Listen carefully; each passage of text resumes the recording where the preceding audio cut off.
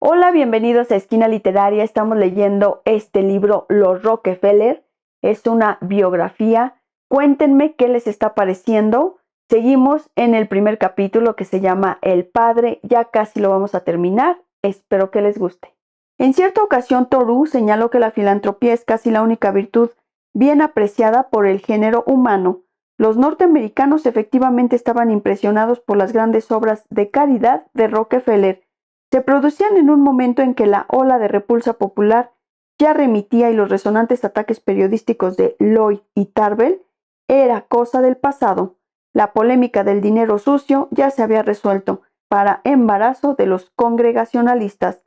Las obras de beneficencia de Rockefeller, que a su muerte ascenderían a $500 millones, habían sido oportunas y perfectamente orquestadas con publicidad. Según la ley del péndulo, comenzaba a producirse la tendencia inversa de la reacción pública frente al apellido Rockefeller, dándose un cambio de opinión que parecía espontáneo, pero que en el fondo era el resultado de una labor impresionante. Paso decisivo en la estrategia fue la decisión de abandonar la política de silencio que siempre había seguido la Standard, política muy bien resumida en una máxima del abogado personal de Rockefeller, Star J. Murphy: no destapar superficie innecesaria. En 1907 la compañía contrató a un ex periodista, Joseph E. C. Clark, como agente de publicidad. Fue un paso audaz, no simplemente por el hecho de que Clark fuese el segundo relaciones públicas en la historia de la industria norteamericana. El primero y reconocido maestro de la especialidad, Ivy Lee, se convertiría ulteriormente en incondicional de Rockefeller, pero por entonces trabajaba en la compañía ferroviaria Pennsylvania, sino lo que es más importante, porque significaba que a partir de entonces el Trust y su creador pasaban a la defensiva. Le instalaron en su despacho con 3 administrativos y con facultad de libre acceso a los archivos directivos de la Standard, y Clark empezó a trabajar. Como explicaría después en su autobiografía, seguí mi plan de dar la cara por cuenta de la compañía.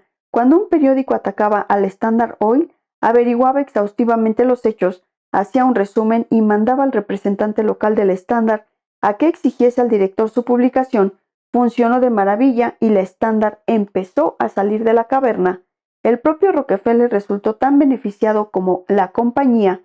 En lugar de los virulentos artículos sobre la génesis de su fortuna y los destrozos humanos del pasado, publicados por periódicos sensacionalistas como McClure's, Clark logró que se expusiera su filosofía sobre beneficencia en las páginas de Woman's Home Companion y otras revistas dispuestas a adoptar una visión más amable del anciano millonario.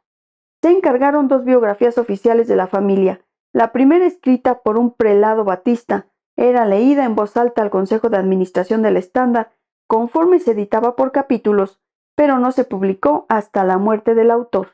La segunda, obra del rector de la Universidad de Syracuse, James Roscoe Day, era tan servil que hasta los incondicionales de Rockefeller la impugnaron. En 1908, con la cualificada ayuda de Star J. Murphy, Rockefeller rememoró tranquilamente su pasado en las páginas de Random Reminiscence. Esta autobiografía fue editada por entregas en el World's Work por Walter Hines, uno de los depositarios de la Comisión de Enseñanza General y posteriormente embajador ante la Corte de San Jaime.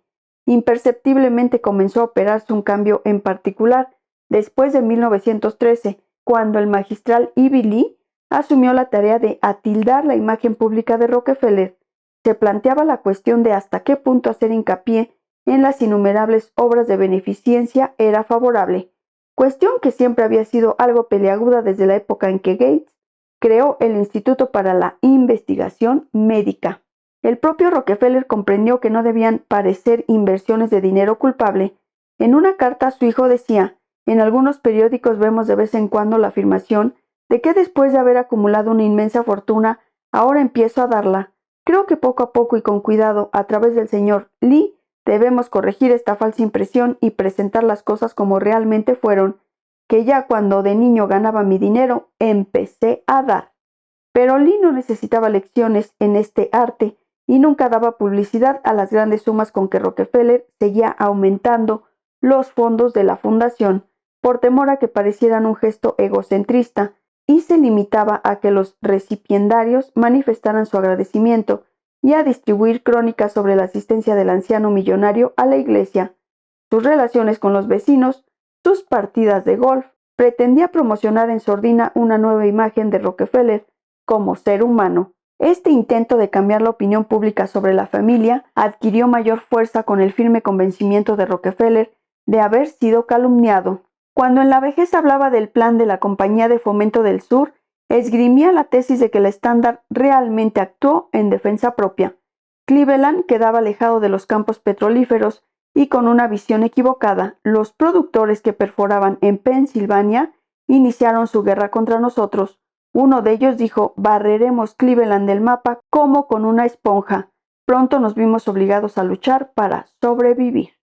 Pero lo que más contribuía a pulir su imagen fue su sorprendente longevidad. Sano y fuerte, con 78 años, sobrevivió a todos los que habían trabajado para él. H. Rogers había muerto en 1909 y el día de su funeral fue la última vez que se vio a Rockefeller en Broadway 26. John Archbold pasó a mejor vida en 1916 y William Rockefeller en 1922. La vieja guardia iba desapareciendo y la generación crecida en la creencia de que Rockefeller era un demonio había sido sucedida por otra, a la que fundamentalmente le constaba más la generosidad de la Fundación Rockefeller que el hecho de que el padre del Standard Oil hubiera adquirido millones de bonos de la Primera Guerra Mundial. Esta gente no veía ya a un John D. Rockefeller con chistera, levita y pantalones a rayas, rodeado de policías camino de la comparecencia ante el Senado, sino a un viejo con pantalón bombacho, jugando al golf o posando para una foto con sus 5 nietos en los inmensos céspedes de Poncatico. Se estaba convirtiendo en una leyenda viviente. En 1906, el Saturday Evening Post afirmaba: puede decirse con toda certeza que John D. ha pasado por todos los problemas vitales, paternidad, longevidad, religión, problemáticas que ha resuelto con ejemplar humanidad. Se había convertido en oráculo al que consultaban los asuntos financieros y algunos problemas íntimos. Para otros, la longevidad es un periodo de la vida en el que el espíritu otoñal de resignación reemplaza a las pasiones juveniles, pero para Rockefeller, que nunca se había permitido tales pasiones, fue una simple etapa por la que su siempre controlado ego transitaba hacia otra fase. Únicamente se le vio llorar en 2 ocasiones: al regresar a la mesa del desayuno después de saber que había muerto su esposa, y otra vez en que se enteró, por un error, ¿cómo se sabría después que la granja en que había nacido en el estado de Nueva York había sido trasladada en un transporte a Coney Island? En cierta ocasión acudió por primera vez a un espectáculo musical de Weber y Fields, pero no debió impresionarle gran cosa porque no repitió la experiencia. Seguía siendo lo que siempre había sido, un hombre de negocios. Todas las mañanas se retiraba 2 horas a su despacho privado de Kiewit, la mansión de la finca de Poncatico, para comprar y vender acciones por teléfono, negocio desde luego, pero también una especie de diversión, una modalidad de boxeo a oscuras que le recordaba las grandes luchas de antaño. Tras el matrimonio de su hija Edith con Harold Fowler McCormick, Rockefeller adquirió $30 millones en acciones de la International Harvester. Su acuerdo con Morgan sobre los yacimientos de Mesabi le habían convertido en el mayor accionista de la US Steel, con derecho a sillón en el consejo directivo. Había invertido fuerte en una nueva empresa llamada General Motors y seguía manteniendo participaciones mayoritarias en la Consolidated Coal y en la Colorado Fuel and Iron. El Trotz había muerto, pero él seguía con participaciones mayoritarias en las compañías subsidiarias. Aún en 1931 poseía el 23% de la Standard de Nueva Jersey, el 18% de la Standard de Ohio, el 15% de la Standard de California y el 10% de la Standard de Indiana. Su antiguo compañero de colegio y amigo Mark Hanna dijo en cierta ocasión que John D. estaba loco por el dinero, y no puede decirse que después de su jubilación existan indicios que rebatan tal afirmación. Nunca se mostró particularmente ingrato con sus empleados, pero tampoco despilfarraba en propinas. A los numerosos guardas de Poncatico les divertía enormemente, pero no les extrañaba cuando por Navidad les daba como gratificación un billete de $5 para pasar las fiestas con la mujer y los hijos. Los empleados de la familia Rockefeller nunca hacían fiesta el día del trabajo y John Dee alegaba que en vez de gastar dinero en diversiones, mis empleados tienen la oportunidad de aumentar sus ahorros. Si les diésemos fiesta, no cabe duda de que gastarían tontamente su dinero. Era la clase de hombre que al acabar la jornada recorría la oficina cerrando las llaves del gas, que una vez regañó a George Rogers porque éste le dijo que no era necesario que le devolviese 5 centavos que le había prestado para una llamada telefónica. No, Rogers, ten en cuenta la equivalencia, son los intereses anuales de $1. Pero no era mísero y su familia vivía en la abundancia, aunque no con la elegante ostentación de los Gould, los Frick y los Morgan, ya que él no permitía derrochar un dinero a cuya obtención había consagrado su vida. Verdaderamente Rockefeller solo entendía el valor de las cosas en dólares. No le interesaban los libros ni las ideas. El dinero fue el centro filosófico de su mundo durante toda su vida. Aun cuando supervisaba la construcción de su finca de Poncatico, su mayor deleite era llevar las cuentas de ganancias del vivero que vendía plantas a sus otras fincas. Todo tenía un precio en su universo compartimentado. En 1915, cuando su hijo de 41 años le pidió permiso y dinero para comprar la supuesta Afrodita de Prasiteles, él le respondió: el precio que te propones ofrecer por ella es 4 veces superior al que habíamos acordado en principio. Me pregunto si vamos a recuperar ese dinero. A partir de entonces, siempre se referiría a la estatua color marrón con un sarcasmo poco habitual en él, llamándola la Venus de chocolate. Rockefeller había tenido una gran pasión, la Standard, y una vez interrumpida la relación con la institución que había absorbido su vida, era como un salmón después de la fresa, contento de permanecer en la sombra, seguro de haber cumplido su destino. Ahora descansaba. Siempre había mostrado tendencia a extraños momentos de excitación. Su hijo, que había sido capitán del equipo de rugby en Brown, nunca olvidaría cómo había que engatusarle para que fuera a ver el partido en Carlisle. El viejo Rockefeller empezó por asumir el viaje como una obligación familiar, pero ya en la cuarta parte del encuentro se paseaba nervioso por los laterales, tocado con su chistera, animando al equipo de Brown. Ahora, con la edad, se permitía excentricidades propias de quien ha capeado el temporal del resentimiento público para convertirse en una especie de hito nacional, portador de un apellido citado en chistes y letras de canciones populares, de guisa de inocente sinónimo de gran riqueza. Estaba el asunto de la calderilla, por ejemplo, al principio de 5 centavos y después de 5 centavos a los niños y de 10 a los adultos. En parte era un truco de relaciones públicas, nacido de la fértil imaginación de Ivy Lee, pero Rockefeller lo cumplía con entusiasmo.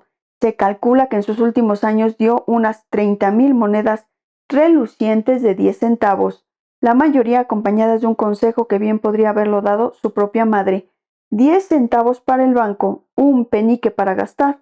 Por todas partes se encontraba con gente con la palma extendida, pidiéndole una moneda, como si esperasen recibir con ella algo del talento monetario del donante. Rockefeller llevaba castañas silvestres en el bolsillo y a veces echaba una en alguna mano abierta, diciendo en broma que eran buenas para el reuma. Su cuñada Lucy Spillman dijo en cierta ocasión que Rockefeller era parco en alegría, y es cierto que solo fue adquiriendo un cierto humor distante conforme asumió mayor conciencia de su edad y mortalidad. Muchas veces se levantaba de la mesa durante el desayuno y se dirigía a la oficina diciendo: bueno, voy a ver qué se puede hacer para mantener al lobo lejos de la puerta. Una vez que estaba haciéndole un masaje y sintió crujir sus huesos, se le oyó musitar: dicen que tengo todo el aceite del país y ni siquiera me llega para lubricar mis articulaciones.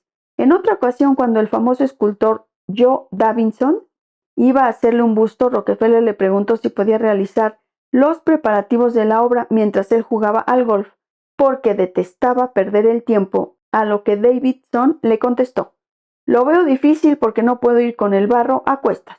Rockefeller reflexionó un instante y replicó: no, pues yo tengo que llevar el mío todo el rato. Espero que les esté gustando la lectura de este libro, Los Rockefeller. Los espero en el próximo video para continuar con esta y otras lecturas. Muchas gracias por escuchar.